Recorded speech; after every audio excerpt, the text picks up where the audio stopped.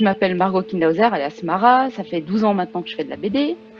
Et puis j'ai commencé en faisant une BD en 2008, une série en 4 tomes où j'étais aussi scénariste, dessinatrice et coloriste, mais on était plus dans du polar en fait victorien, une BD qui s'appelait Clues, avec un personnage féminin qui était dans des enquêtes aussi.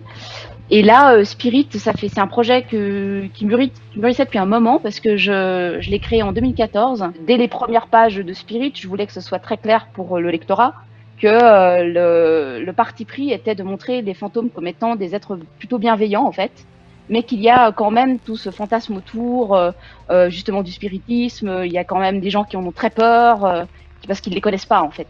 Et le héros de mon histoire, justement Yann, il est là pour dire coucou, en fait vous les connaissez pas, c'est pour ça que vous avez peur, et je vais vous montrer comment on les étudie. Disons que c'est vraiment Spirit, c'est vraiment du fantastique, c'est-à-dire que ça se base dans un contexte historique qui existe réellement, donc le New York des années 30, et à part le fait qu'il y a un petit peu plus de dirigeables et qu'il y a le parti pris des fantômes qui existent, tout le reste vraiment on est dans cette justement dans cette histoire du spiritisme qui est en plein déclin parce que c'était l'époque en 1925, il y avait Arthur Conan Doyle qui avait sorti l'histoire du spiritisme, mais déjà à ce moment-là c'était vraiment en train de se casser la gueule parce que c'était à son apogée à l'époque enfin que ça a commencé avec les sœurs Fox si je ne m'abuse, donc les fameuses sœurs en 1848 qui communiquaient avec les fantômes, et du coup hop, spiritisme, séance, tout ça c'est devenu très à la mode.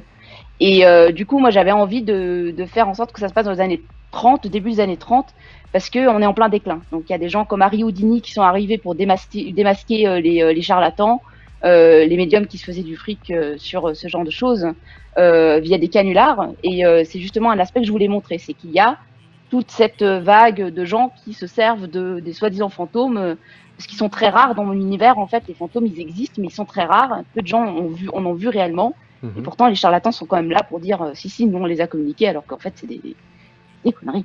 Mais il y a un détail qui vraiment, moi, m'a beaucoup séduit.